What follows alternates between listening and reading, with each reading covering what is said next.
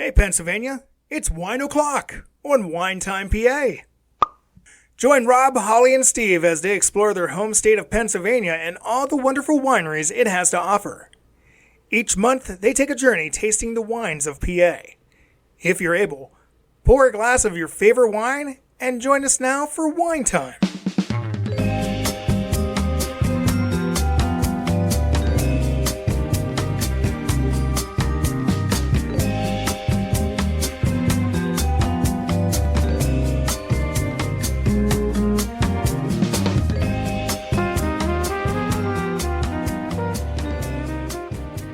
Welcome again to Wine Time PA. I'm one of your hosts, Holly, and today I'm accompanied with my co-host, my husband, Steve. Hello, hello. And our dear friend, Rob. Guten Tag. This is our first official podcast episode. Yay! If you aren't quite sure what to expect, we encourage you to listen to our intro episode that explains what Wine Time PA is all about and learn a little bit more about the three of us. Today, we are going to be talking about Shade Mountain Winery and Vineyards. We'll be discussing the delicious wines they produce, as well as talking about what else they have to offer. Please note we visited Shade Mountain in January of 2024, so any information we share today is based on our time of the visit. We should also note that this is not our first time to this winery, but one that we have visited many times in the past. All right, let's get started. Rob, why don't you kick things off for us? Sure. Shade Mountain's located in the north-central part of the state in the Susquehanna River Valley in the town of Middleburg, Pennsylvania. This is about an hour north of Harrisburg, near the village of Mifflinburg. They do have a second tasting room in Riverside, just across the Susquehanna River from Danville. And aside from holidays, they are open every day of the year. It's always best to call or check ahead when you're planning a visit, especially in the wintertime when the weather can be bad and they may have limited hours. You mean people still call people? Yeah, phones are still a thing and people still use them apparently. Shocking. Yeah, it's quite a surprise. All right, Steve, why don't you tell us a little bit about the history of Shade Mountain? Sure. Carl and Caroline Zimmerman operated a traditional farm, corn, soy, pigs, that kind of thing. And in 1989, they converted much of their corn and soy fields into a vineyard so that they could sell grapes. Obviously successful because in 1999, Shade Mountain Winery opened. They produced their own wine from the grapes that they were growing on property. Now, Shade Mountain offers 70 acres, growing 30 different varieties, and is a family-run business operated with their 4 children. One of the things that really makes Shade Mountain special is that they grow 100% of their own grapes.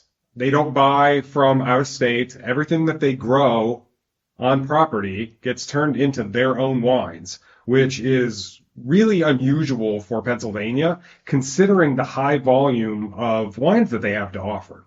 Yeah, I agree. It's actually really impressive that they grow all of their own grapes on site and produce them all, and they don't outsource them from other places. All right, so I'm going to talk a little bit about the first impressions and the aesthetic of the winery when you arrive. First, I want to note this winery is in the heart of Pennsylvania farmland. When you pull in, you're immediately greeted by the rolling hills and just rows and rows of grapevines. It's a wonderful welcome to start your wine experience. The tasting room is a barn, which fits very well in the PA farmland setting. However, it's not a bright red barn that you may think when you hear the word barn. Instead, it's a more of a neutral color, which I love, as it blends in more with the surroundings and really keeps the landscape the star of the show. You'll notice from the outside a really nice sized deck on the side of the barn with seating. When you walk into the barn, you're walking into the tasting room. It still has the barn structure in terms of wood beams and floors with a big open ceiling. The first thing you'll see is the wines themselves and their display for sale. The tasting counter is immediately off to your right. To your left is a little gift shop area where they sell some cool things. Some of it is wine-related merchandise. Some of it is crafty type items. There's some really neat stuff that it's worth browsing a few minutes there. Overall, I would say the aesthetic of this place is warm and welcoming. It's not the modern farmhouse style that you may see on HGTV, but it's not dated either. It has this timeless country feel of the surroundings, but done in a nice way that invites you to relax for a while with some wine. They also seem to really take some pride in what they do, and it shows in the setting, but also in the staff, who I think we can all agree the staff is just awesome there. Great staff. Incredible every time we've been. Yeah, wonderful. And that basically sums up the welcoming. So Steve, why don't you tell us a little bit about seating?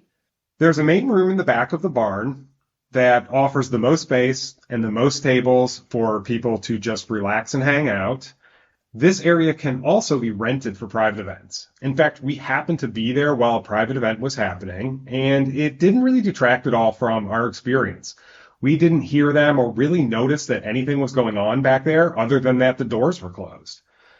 They have 3 other areas for tastings. One is upstairs above the gift shop in like a little loft area that's a little more intimate and has really nice overlook of the barn. Next to the gift shop is a small area with just a couple of tables that's brightly lit and just a nice place to hang out. And the third is their outdoor patio. Now, this is my favorite. It overlooks all of their vineyard and all of the grapes that are being grown. And on a nice spring and fall day when the weather is just perfect, it's my favorite place to just grab a drink and just sit and relax.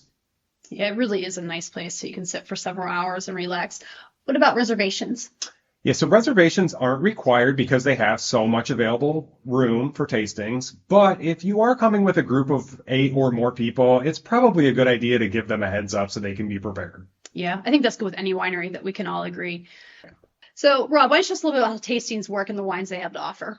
Sure, they do have different pre-designed flights that you can purchase, such as a classic flight of wines that they're known for. This includes their Pinot Grigio, which is a dry white, their Proprietor's Red, which is a semi-dry, their Shade Mountain Blush, which is a semi-sweet, the Riesling, which is a semi-sweet, and their Granny Z's Mint Iced Tea, which is a sweet wine. They also offer sweet and salty flights where they pair 5 wines with either a sweet or a salty snack. Or you can do a custom flight, which is what we did when we were visiting there. Custom flights allow you to pick 5 wines of any variety that they have available. You can choose from 1 or 2 ounce pours, depending on how much you want to drink and spend. And if this is your first time trying wines at Shade Mountain, maybe you want to stick to those 1 ounce pours as they are a little bit smaller and it gives you an opportunity to perhaps purchase additional tastings and try more of their wines. And speaking of the variety of wines, at the time of our visit, they had roughly 60 wines to choose from. Of those 60 wines, roughly 14 were whites, 6 dries, 6 semis, and 3 sweets. They had about 16 red wines, 7 of which were dry, 6 in the semis, 3 sweets as well as a spiced red wine. They had 4 blushes, which ran from 1 dry, 1 semi-dry, 1 semi-sweet, and 1 sweet. They had 5 sparkling wines, 1 semi-sweet, the rest were sweet. They also offered about a dozen fruit wines, all of which were listed as sweets, excepting for the cranberry, which was a semi-sweet. And then they also offered 10 specialty wines. These include things such as their dessert wines, meads, ports, hard seltzers, and a few mint ones, including a regular mint, a mint iced tea, and a mint mojito. So it's a nice range and variety of wines. And so as bonus points, if you're there with a group of people who have a variety of taste, they have something to offer for just about everyone. I agree. They do. They have a nice variety for everyone. And the price range is really reasonable, too, on the wine bottles. They're very affordable. Most of their wines start around $10 a bottle and go as high as $30 a bottle. And the $30 bottle ones are the more specialty dessert wines, which are a little bit more limited edition, harder to produce wines. Most of the wines, especially the ones that I personally like, and I think most of us in this group like, are around $15 a bottle. Agreed. Yeah. They also do have some other food and drink options available as well, if you're thinking ahead to that. And Steve, why don't you tell us more about that? So they offer wine slushies as well, which we can all agree are very enjoyable, especially on a hot summer day. Absolutely. They have a cooler with other alcoholic beverages, such as beers and hard seltzers, for those that maybe aren't as big a fan of wines but want to hang out with their friends doing tastings. They also have water and soda for people that don't partake in alcoholic beverages. They do allow you to bring in other outside food and beverages, but please don't bring in outside alcoholic beverages. They've also noted that people are welcome to bring dishes from some of the neighboring restaurants and enjoy good food and good wine together. And they do have some snacks that they offer directly, such as a charcuterie board with meats, cheeses, crackers, and fruits, and a few different large soft pretzel options. Especially the Oh My God pretzel. Oh my God. Yeah, they do have some nice snack options, and I love that they let you bring in some outside food, so you really could just hang out there for a few hours eating and drinking wine. All right, speaking of that, let's talk about the fun stuff, the wines themselves. For this part, each of us has narrowed it down to our top 3 picks at this tasting. These are based on our own personal tastes and palates, which you can find out more about on the intro episode if you haven't listened to it yet. We all agree, though, that when it comes to wine, drink what you love. Also, a reminder, we are not being paid or endorsed by Shade Mountain or any wine group for our recommendations we give today. This is our own personal experience with the wine, which may vary, including among all of us in terms of what our palates and taste buds like. So, Rob, I'm going to have you start us off. Please tell us what your number 3 pick was. For my number 3 pick, this comes with a little bit of a caveat, as this was a limited release wine. But talking with the staff at Shade Mountain, they did say they are going to bring this back in the future. So if it's not there when you go next time, be on the lookout for this wine. And that is their Bourbon Barrel Age Select Red. This was a silky smooth, semi-dry red. There was a lot of sweetness up front, but almost no tannins, none of that dry feeling at the end of your drink. Hence why it's classified as a semi-dry. When you take a big whiff of this, there was a nice smokiness and a good oak smell that you get from an oak-barreled wine. There's hints of vanilla and even some caramel when you take a sip, which is typical of bourbons, which I do partake in bourbons on occasion. So this is why I was kind of drawn to this wine in particular. This wine would pair well with barbecues or steaks or even just on its own. Now, I will also say that this was made from the Chambourcin grape, which is not one of my favorite grapes out there, but there was still a little bit of that spiciness you get from the Chambourcin, but there was just something about the pairing of the Chambourcin with this bourbon barrel. Maybe it was those vanilla and caramel notes from the barrel and the bourbon that just really made this an exquisite semi-dry red, and why I'm recommending it as my number 3 pick. I'm not surprised. I'm personally not a fan of bourbon, so I think I might have tried a sip of this and was just not too big of a fan. But the fact that I know that you love bourbon and dry reds does not make this a surprise pick for me, and probably not for Steve either. Yeah, no. So, Steve, why don't you tell us what your number 3 selection was? Yeah, so my number 3 was the Jack's Mountain Red, which is a Concord wine. For those of you who aren't maybe aware, Concord is the grape that's used for purple grape juice that you see in a supermarket. This is just an overall prime example of a Concord wine, in my opinion. It's got that beautiful grapey aroma. It's got that really vibrant, bright Concord flavor. What I really kind of appreciated about this the most was you get this nice, sweet aroma, but the wine itself is just a little less sweet than you would expect. In fact, it's a little less sweet than a lot of Concords that I get, which just made it a little bit more drinkable. Yeah, it was a really nice Concord. You know, it's not one of my go-tos, but I do think it was a really nice example of that grape being done in a wine. Yeah, and this shouldn't be a surprise for those who have listened to the intro. I do love a good Concord. Very true. So my number 3 pick, I was actually torn between 3 different wines, but I ended up deciding on one that I don't think anybody else had picked, and that is the Evening Blush. Of the 4 blushes that they have, it is actually the sweet one that Robin mentioned. There's one of each type. It actually comes from the Chambourcin grape. If you'd listened to the intro episode, you'll know I said I'm not a big fan of blushes, but when I do like them, I like them when they're sweet. I'm also a fan of the Chambourcin grape. So I think it makes sense that this is probably why it's one that's on my list. It has really great herbs and red fruit smells. There's also some mild strawberry and vanilla in the flavor that I really liked. And I think the Chambourcin grape, too, kind of offset the sweetness that you would expect from a sweet wine and really kind of dried and balanced it out and made it overall a really pleasant one. I think the name is perfect. The color is gorgeous. And it's probably a wine that I would love to sit on the evening on a nice summer day on my deck, watching the sunset and drink a glass of this. So I might not drink it with my dinner, but after dinner, perfect wine. And that's why it's my number 3 pick. Yeah, it's a pretty good pick. And even though it's a Chambourcin, I did enjoy this one as well. It was a pretty good blush overall.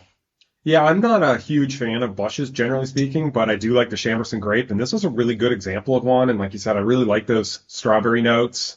And it wasn't too sweet. It was just pleasant all around. Yeah, overall it was good. That's 2 Chambourcins that I said I enjoy, and I don't enjoy Chambourcins. We're all changing our taste buds here. All right, let's move on to our number 2 picks, and I'm going to Steve kick us off this time with his number 2 pick. Sure, my number 2 pick was the 005. Ooh, good pick. Good choice. Good choice.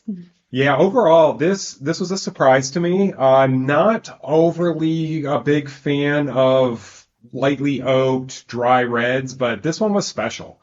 Gets its name from the fact that it is a blend of 5 different varieties.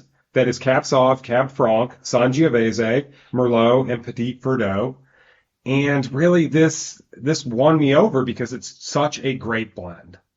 Usually blends only, are 2 or 3 grapes that are blended together, but this being a 5 one really I think was special, and that if you're not into dry reds, this would be an excellent wine to dive into as maybe your first blended dry red, because it was really good, and I had it listed high on my list as well.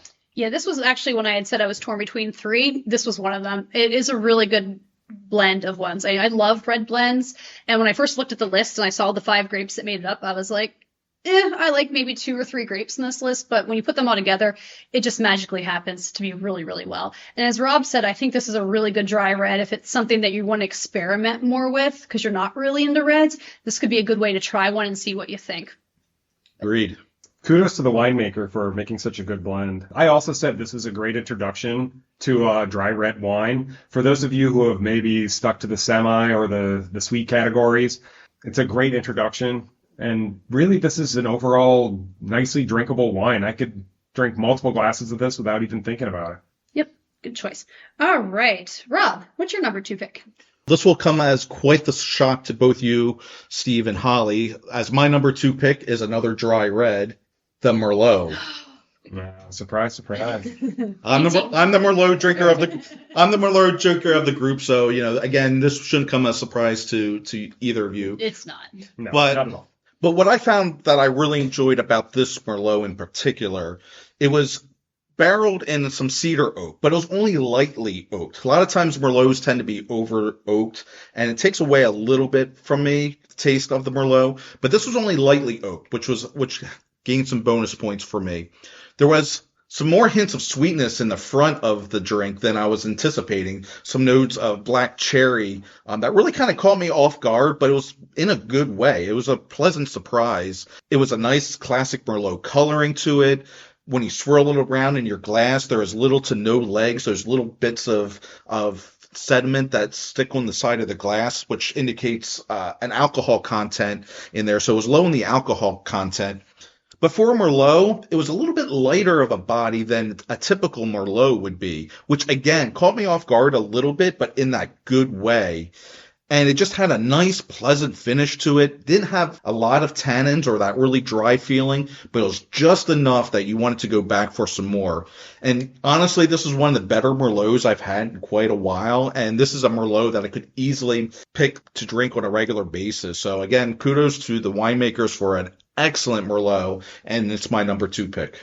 Holly, why don't you finish us off with the number 2 pick of yours? Sure, and I just want to add for the Merlot, I actually thought that was a very drinkable Merlot. I would have had a glass of that, and that's one wine, if you listen to the intro, that I'm not a fan of. I think Steve feels the same way, because he doesn't like Merlots either, but I think you even said you would drink a glass of that. Yeah, I don't really care for Merlots. I said there's a very rare exception to when I do enjoy them, and this is one of them. I could easily drink a few glasses of this and not worry at all. Again, if you're not a dry red drinker, this is an excellent chance to dive into a dry red that is more widely acceptable to people. Yeah, because it really was a nice Merlot. And I just want to add that I loved mine. I think I noted I got some notes of chocolate and vanilla somewhere in that, and I just loved that. And it wasn't, the tannins weren't super high, and it was just a really good, well-rounded Merlot. So yes, great job on the Merlot. And then I'm going to move into my number 2 pick now, which is the dry white Sauvignon Blanc. Excellent pick.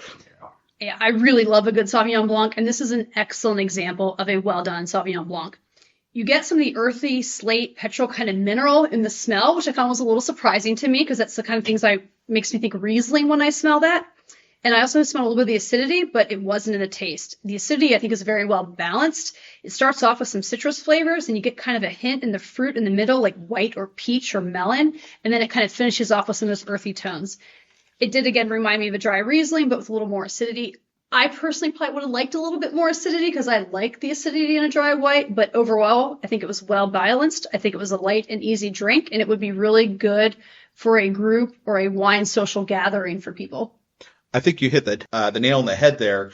The acidity for me, not being so high, this was a wine that almost made my list, because I really enjoyed that, because I think it didn't have quite as much acidity as you were maybe anticipating with it. But again, a very drinkable, those melons and honeydews flavoring in there, I really love those flavors, and this was a really excellent Sauvignon Blanc. Yeah, I have to agree. In fact, this was my number one pick. Well, good time to transition into number one then. Steve, what was your number one pick? Yeah, overall, I just really loved this wine, which is a little bit of a surprise because Sauv Blanc is not a go-to for me. I usually give it a shot, but in kind of middle of the road with the grape. This was just spectacular. We bought a bottle, we took it home, and we basically fought over who got to drink the last glass. We did. It wasn't me. Yeah, I really liked that honeydew that you get in the beginning, and it transitioned to like a nice white peach at the end. It just, overall, I thought this was an incredibly well-balanced wine. There was some acidity there, which I'm not always a big fan of, but it played with the other flavors so nice that it didn't bother me in the least. Yeah, it's just a good solid wine.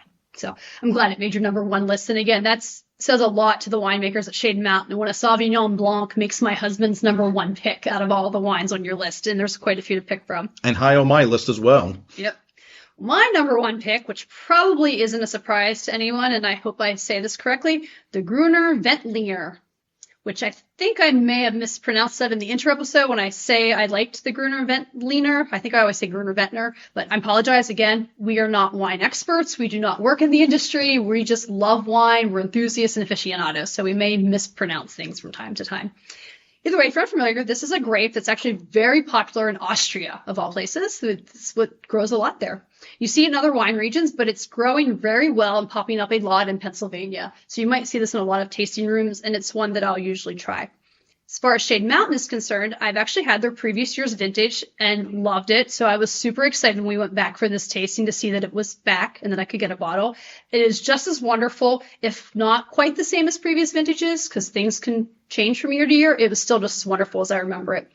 The girl there on the staff had mentioned that she got more pineapple in this recent vintage. I didn't pick up on that, but I think Steve had mentioned that he noticed some pineapple notes in his. But yeah, I noticed the pineapple in the beginning. But it was light. It didn't overwhelm the flavors at all. It was really kind of lovely. For me, when I first opened it, I noticed it kind of had some earthy gravel smells, like earthy smells, but then it settled, and then I really got the fruit. For me, when I first tasted, I get the hit of the acidity with the dry white, which I like. Then I get the strong lime citrus taste, and then it finishes with a really nice pear in my mouth. Overall, it's just delicious. There's sometimes hints of melon and apple in there. Just plays around in your mouth. It's a good acidity level. If you like acidity like I do, I enjoyed it. Overall, hands down, my favorite. Yeah, this wasn't high on my list. I'd put it more toward my honorable mention categories because this was a good GV wine out there. And again, the acidity level's a little too high for me, but other than that, it was a pretty good wine. Yeah, it's good. So if it's a grape you're not familiar with, I highly recommend considering trying it on your tasting sheet. Who knows? So Rob, that leads you to finish out. What was your number one pick? Again, my number one pick will be a complete shock to both of you, but that was the Gewürztraminer. Yeah. I had a feeling. That was my tie for my other third pick. That was also my tie for third. Anytime I see Gewürztraminer on a tasting list, I'm going to get it. And this one in particular was just hands down my absolute favorite of this winery. There was a great aroma of citrus. You get some tangerines and oranges, maybe even some hints of grapefruit in the aroma, and as well as in the taste, which I just love that citrus taste. That's one of my favorite flavors out there is the citrus.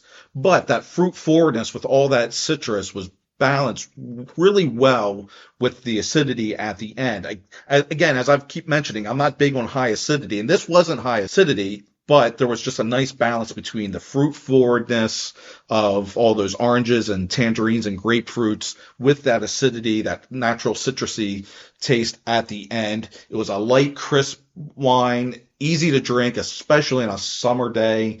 And this is just by far one of my favorite Gewürztraminers, not only from this winery, but in general. And I can't recommend this wine more.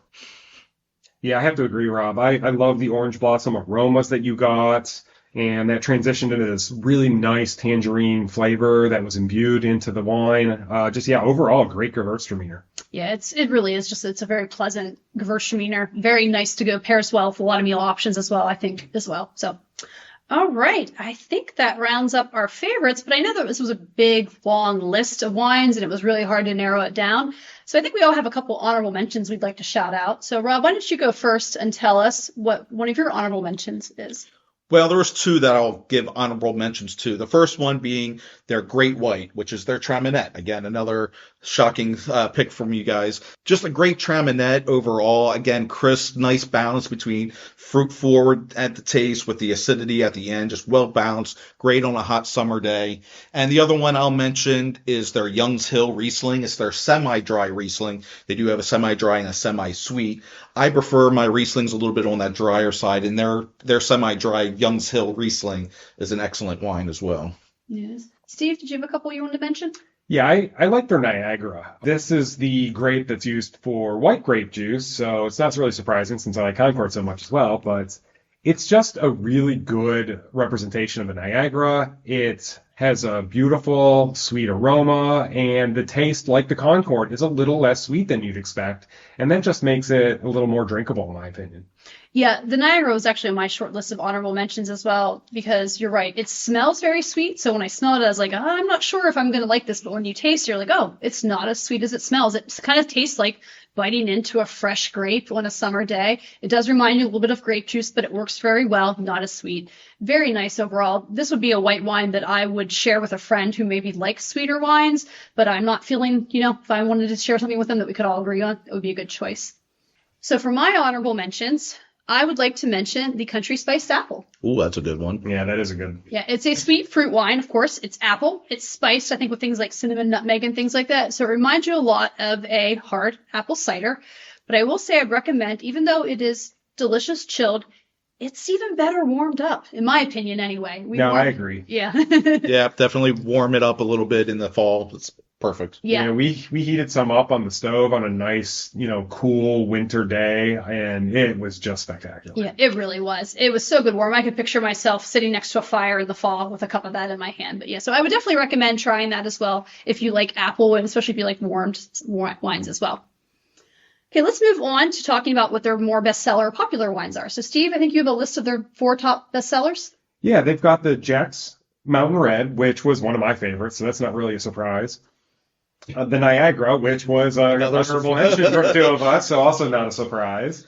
They also had a Rascal Red, which they list as a dessert wine that has the feels of a sangria. And I have to say, yeah, that was pretty good. We've had it in the past, and I could easily see using this as the base for a sangria on a nice summer picnic where you mix a little soda, a little bit of fruit. It would just be spectacular. Mm-hmm. And lastly was their Anniversary White, which is a Cayuga, another grape that I really love. I'm looking forward to trying this one again in the future. Yeah. And then we're going to talk about their wines, too. I have Rob mention some of their award-winning wines. Just this past year, actually, that the 2024 Farm Show, 3 of their wines came home with some silver medals. That was their Chardonnay, their Proprietor's Red, which it was their Chambourcin wine, as well as their Niagara. Steve, there you go. Niagara again. Yep. They all won silver medals at the farm show this year, so congratulations to the vineyards for that. But they also listed on their website their Merlot, which, again, one of my favorites. They listed that as an award-winning wine, and I can't disagree with that, as that was my number 2 pick. Yep. If any Merlot is going to win an award, I'm comfortable with that. If you can drink that, it's a great wine. Very wine. All right. Well, I think that basically concludes our episode as far as what we want to talk about the wines. Anybody have anything to add? Go visit them. Yeah. Yep. And as we wrap up, I want to first give a big thank you to Amy at Shade Mountain Winery, as she was very receptive to our emails and our conversations and provided a lot of information that helped us record today's episode. Overall, Shade Mountain is a lovely vineyard with a wide range of wines. They have a warm and inviting space and an equally warm and inviting staff. It's a place you can easily spend an afternoon hanging out with loved ones and sampling a variety of delicious wines. They also have special events throughout the year, such as live music, wine pairings, and workshops. For more information about them, please visit their website, shademountainwinery.com, or you can find them under Shade Mountain Winery and Vineyard on Facebook and Instagram. Please tune in next month for a new winery, and if you want to know what winery we will be discussing, please follow us on social media, all under Wine Time PA. We'll be sharing that information out there soon. Thanks for listening to Wine Time PA with your host Rob, Holly, and Steve. We hope you enjoyed our take on Pennsylvania wineries and all that they have to offer. Please be sure to like and subscribe to this podcast. Also, be sure to follow them on social media for updates and news. Remember, when it comes to wine, drink what you love.